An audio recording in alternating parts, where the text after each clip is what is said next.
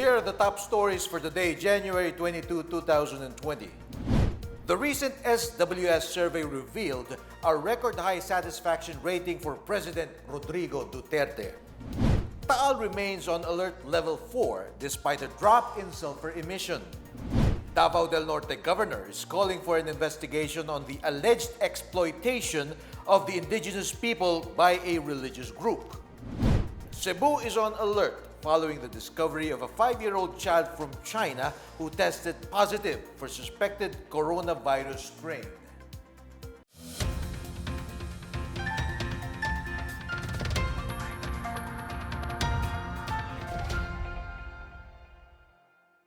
Good day, I'm William Theo. Welcome to the PNA Newsroom.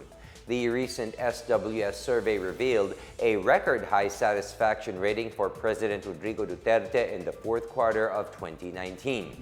The Social Weather Station's 2019 fourth quarter survey showed that 82% of adult Filipinos are satisfied with Duterte's performance, while only 10% are dissatisfied.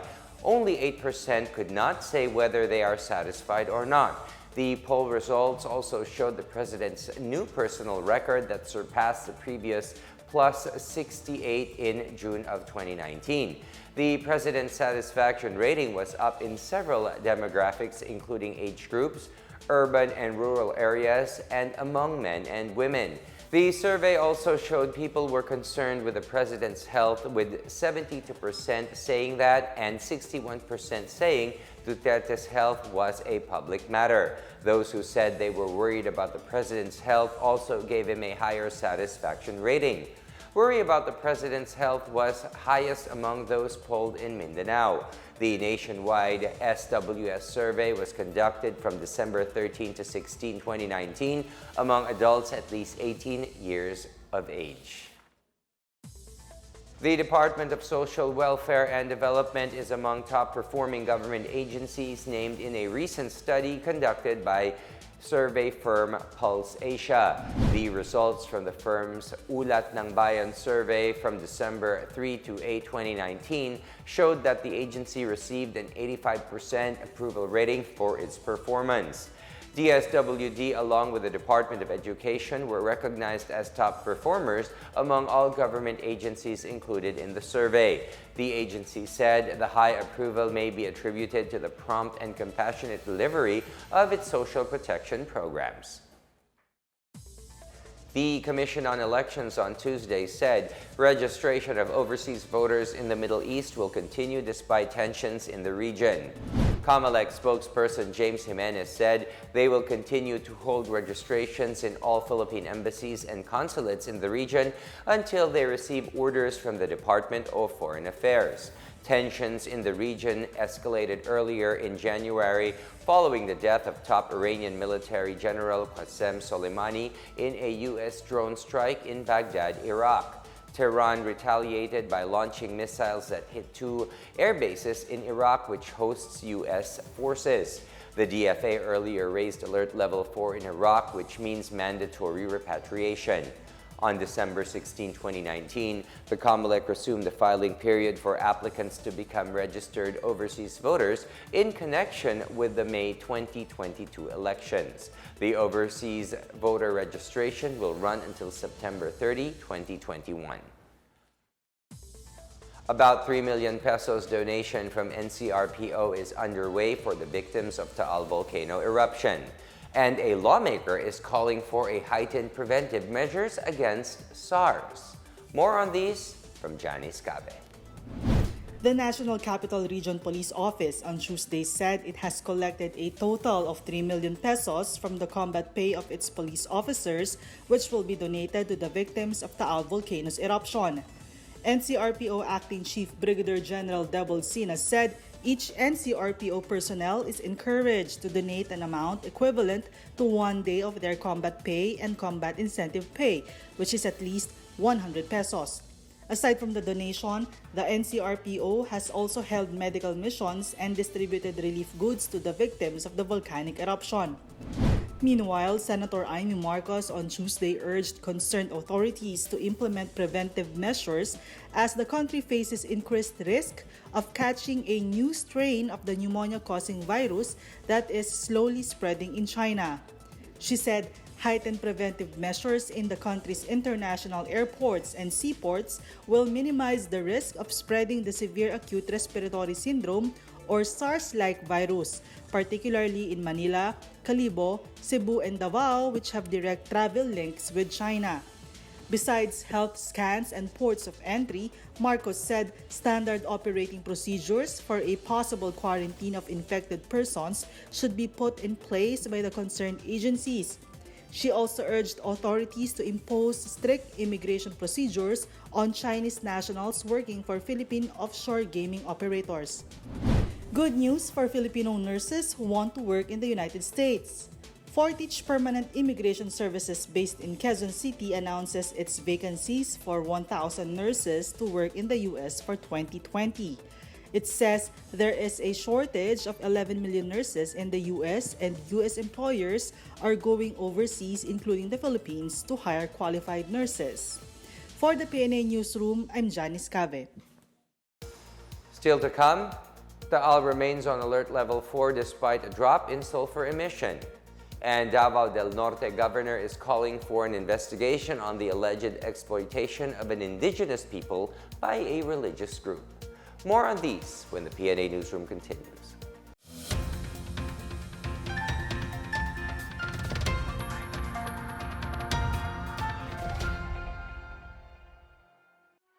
Halfway through the 6-year term of President Rodrigo Duterte, much has already been done. But the administration continues to push the envelope. When the president assumed office, he ushered in an era of change and has brought about progress that the Filipinos have longed for and deserve. Today, the president continues to deliver on the promises he has made, ensuring continuous and smooth delivery of government services to the public. One of the first actions of President Duterte to promote government transparency is the signing of Executive Order No. 2, establishing the first Freedom of Information program in the country. To connect the people and boost economic growth, the Duterte administration has prioritized and continues to focus on infrastructure development. Through the Build, Build, Build program, multiple infrastructure projects are well underway, with several more in the pipeline. President Duterte's other socio-economic policies have also shown their effectiveness, with the policies bearing fruit as the Philippine economy has seen much improvement through the years, when the president began his term up to the present.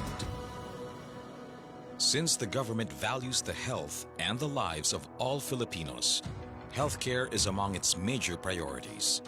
In 2019, the President signed the Universal Healthcare Law, which will enroll all Filipinos under the government's healthcare program. To supplement the delivery of health services, several malasakit centers were also established throughout the country. Education is another sector that is important to the government.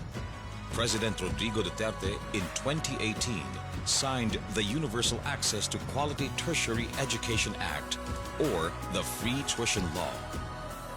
The land reform program of the administration has also seen much success, as the Department of Agrarian Reform has set an all-time record of 60,000 hectares of land distributed with certificates of land ownership.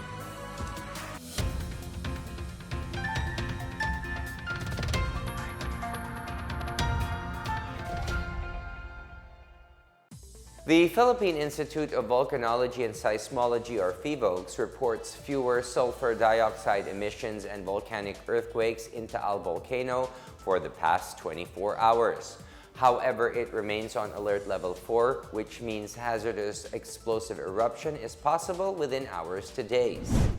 From 5 a.m. Monday until 5 a.m. Tuesday, PHIVOLCS recorded an average of 344 tons per day sulfur dioxide emission, notably lower compared to the 4,353 tons per day average emission it recorded from 5 a.m. of January 19 until 5 a.m. of January 20. PHIVOLCS, however, could not say if the volcano would no longer erupt because of this. Meanwhile, there were only 5 volcanic earthquakes recorded from 5 a.m. of January 20 until 5 a.m. of January 21st, with magnitudes 1.6, 2.5, and with no felt intensities. This is also lower compared to the 23 volcanic earthquakes recorded in the previous day. PHIVOLCS reiterated total evacuation of Taal Volcano Island, as well as high-risk areas within the 14-kilometer radius and along the Pansipit River Valley, where fissures or cracks have been observed. The Department of Energy, or DOE, says most of the evacuation centers in the areas affected by Taal Volcano's eruption have no issues on power and fuel supplies. Energy officials visited Batangas and Cavite over the weekend and last Monday to assess the power situation and fuel supplies in the areas affected by the volcanic eruption. The visit to the evacuation centers was led by DOE Assistant Secretary Robert Uy and Electric Power Industry Management Bureau Director Mario Marasigan. They also met local government officials in Batangas and Cavite to get updates on the needs of the local government units. The DOE assured the public that it is closely monitoring the energy situation in the affected provinces and is coordinating with distribution utilities and local government units should problems arise in the future.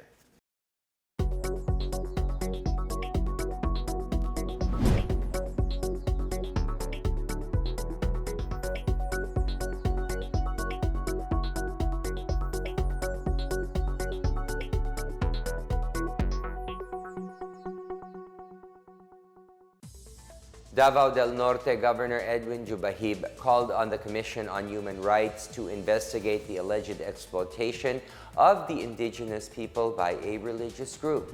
Jubahib accused the Haran Mission Center of the United Church of Christ in the Philippines of exploiting the IPs for anti-government activities. Jubahib's call came after the Regional Peace and Order Council called for the total closure of Haran last week. It accused the center of being a tool for the communist movement to pursue its terroristic activities. The center was also accused of violating the Indigenous Peoples' Rights Act, as well as committing child abuse, serious illegal detention, and human trafficking. Jubahib also expressed dismay that the CHR did not immediately act to alleviate the situation of the IPs, who have been at the center since 2015 to protest the military presence in various parts of Davao and Cotabato. Charges will be prepared against the administrators of Haran, including a number of IP leaders with alleged links to the NPA. General Santos City convenes its public utility drivers for its first ever public transport summit. Meanwhile, South Cotabato prepares for its mass polio vaccination campaign. More on these and other news from the provinces from Bench Mondok. The city government of General Santos convened tricycle operators and drivers associations on Wednesday to discuss the modernization of the public transportation system. Around 2,000 transport leaders and stakeholders have confirmed to attend the city's first ever TODA Summit. The summit tackles various issues affecting the sector as well as the implementation of the Public Utility Vehicle Modernization Program. The city government vowed to continue to support the transition of transport groups towards modernization. Meanwhile, a 45-year-old Chinese woman died when their island-hopping boat capsized off the waters of Boracay Island on Tuesday morning. Authorities have requested for an autopsy on the victim, identified as Hong Fang Kwai.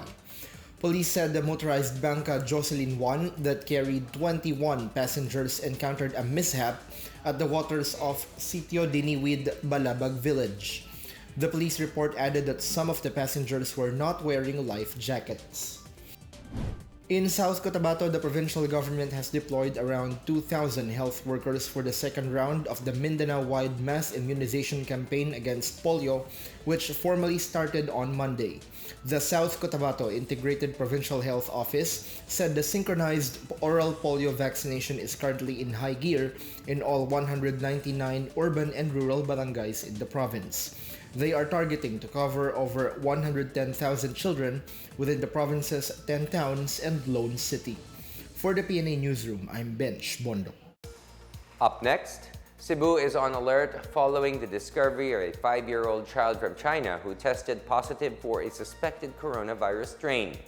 And canine enthusiasts and their pets gathered at what was called the biggest dog show in Asia.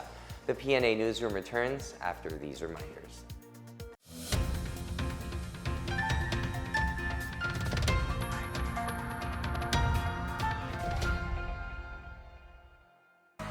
As the president wants to continue preserving the safety and the security of the nation, the campaign against illegal drugs continues, prioritizing the rehabilitation of drug dependents. The president has also created the National Task Force to End Local Communist Armed Conflict and designated cabinet secretaries as cabinet officers for regional development and security, or CORDS, and they will oversee the implementation of basic services and peace initiatives for their assigned region. In reporting and presenting the truth, some journalists have inevitably faced threats and risked their lives. To safeguard media practitioners, the president created the Presidential Task Force on Media Security through Administrative Order Number 1. To achieve the goal of attaining lasting peace in Mindanao, President Duterte signed the Bangsamoro Organic Law, creating the Bangsamoro Autonomous Region in Muslim Mindanao. To preserve and sustain the environment, the government has initiated programs such as the rehabilitation of Boracay Island and the cleanup of Manila Bay. To further the Philippines' foreign relations, the president has pursued an independent foreign policy. The government continues to adopt a friends to all, enemies to none approach. These policy efforts extend to overseas Filipino workers. Filipinos working abroad continue to express their strong support and approval for President Duterte. In 2018, the Overseas Filipino Bank was launched with the aim of providing financial products and services especially created to cater to more than 10 million OFWs. Through all these initiatives, President Rodrigo Duterte has gained the trust and confidence of the public and continues to enjoy an overwhelming positive rating from the Filipinos. For the remainder of his term, expect the president to intensify the government's efforts to be able to provide a comfortable life for all Filipinos, to bring about true and lasting change, and leave behind a legacy that will continue to benefit our country and our people for generations to come.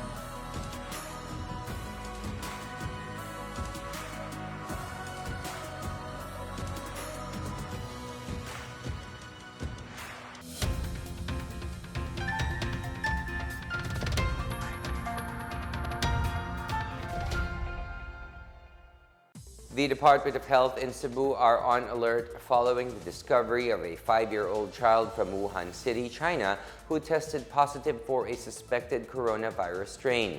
The Bureau of Quarantine in Region 7 has assigned more personnel to monitor passengers at the Mactan Cebu International Airport.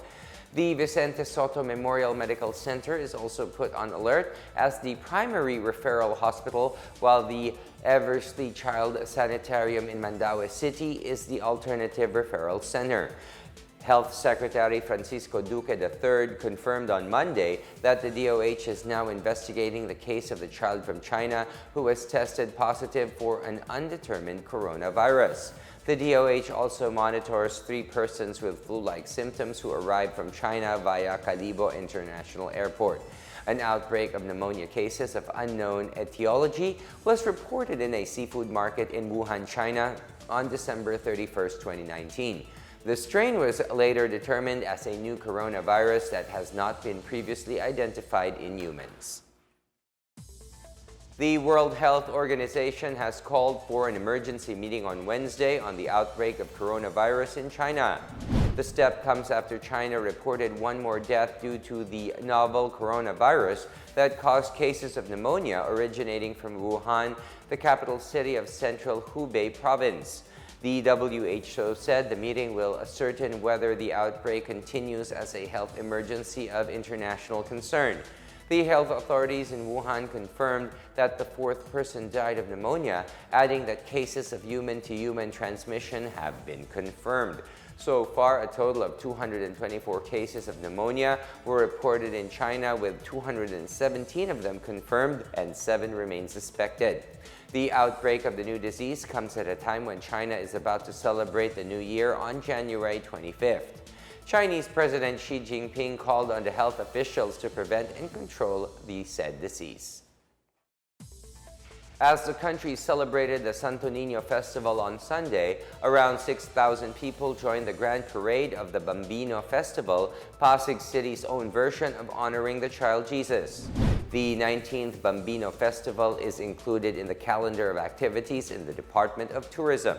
Barangay San Antonio Chairman Raymond Lising said the Bambino Festival brings together Pasig residents as one family, grateful to God for all its graces He has bestowed on His people. Close to 1,000 images of the Santo Nino from the city's 30 barangays and 15 parishes paraded from City Hall to the Immaculate Conception Cathedral. The Bambino Festival was first celebrated during the administration of then-late Pasig Mayor Soledad Eusebio.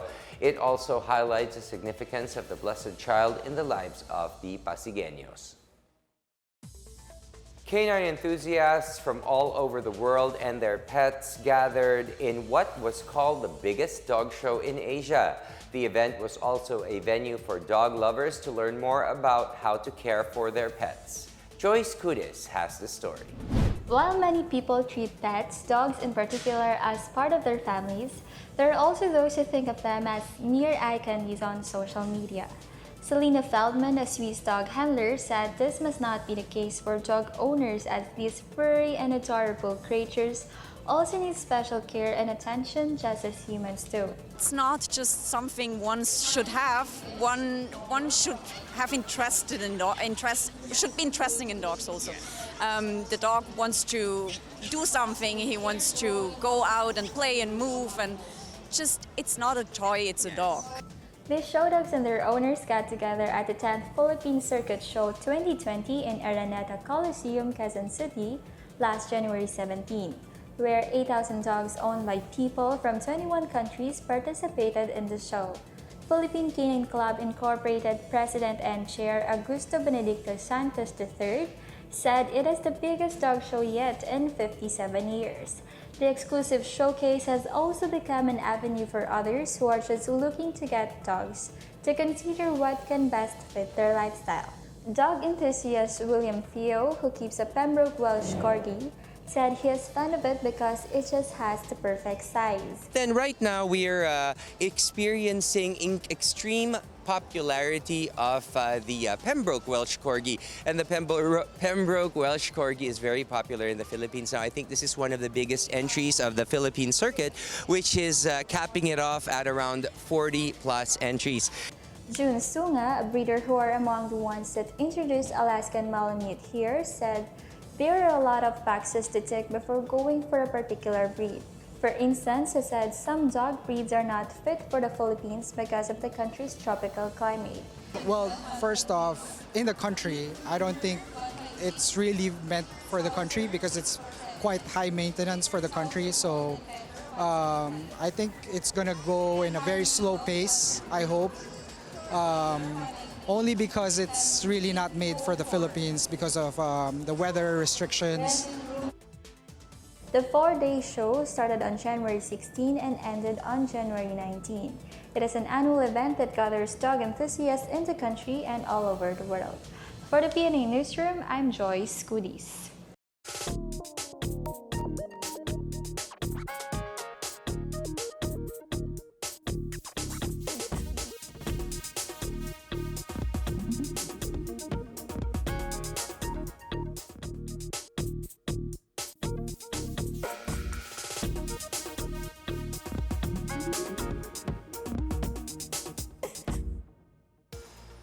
Let's take another look at today's biggest stories. The recent SWS survey revealed a record-high satisfaction rating for President Rodrigo Duterte. Taal remains on alert level 4 despite a drop in sulfur emission.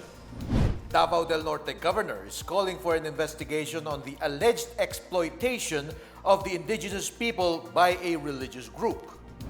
Cebu is on alert following the discovery of a 5-year-old child from China who tested positive for suspected coronavirus strain. Thank you for watching another episode of the PNA Newsroom. To check out more news content, check our webpage or head on to the Philippine News Agency's Facebook and Twitter accounts.